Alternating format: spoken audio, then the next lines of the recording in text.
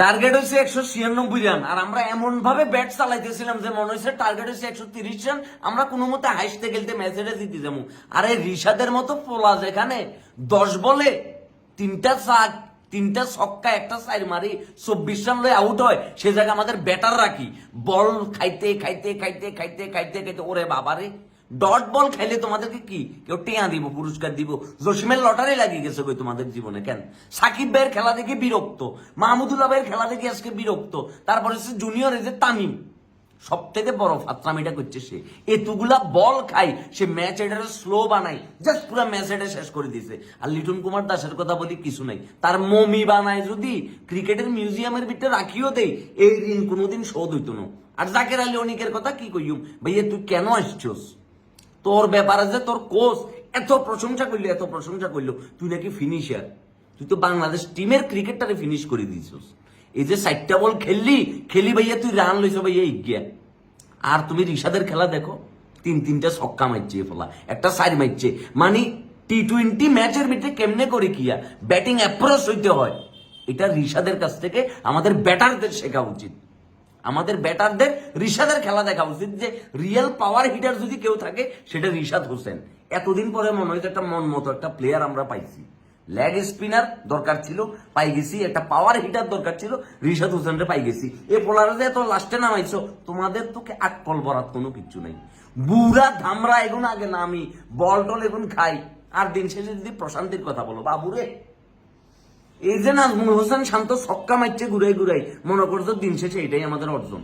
আরে ভাইয়া ম্যাচ এটা হাইরবে হারো, 170 করো 180 করো। এই সেম রান তো সাউথ আফ্রিকাও করছিল। তাদের এগেনিস্টে যুক্তরাষ্ট্র যখন ব্যাটিং করতে নেমেছে শেষ বল পর্যন্ত তারা ফাইট করি ম্যাচটা তারা জেতার চেষ্টা করছে। কিন্তু আমাদের ভেতরে বিন্দু মাত্র ম্যাচ চেস করা, রান চেস করার বিন্দু মাত্র কোনো মানসিকতা নেই। আমরা খেলিয়া মানে আমরা টি-20 হইলো কি টেস্ট মোডে চলে যাই, ওডিআই হইলো টেস্ট মোডে চলে যাই, আবার টেস্টে আমরা মাঝে মাঝে টি-20 মোডে চলে আসি আমরা অল্প রানের প্যাকেট, পরে আবার ফলো অন, আবার ব্যাটিং এর মধ্যে ইনিংস পরাজয় বিরাট ব্যবধানে।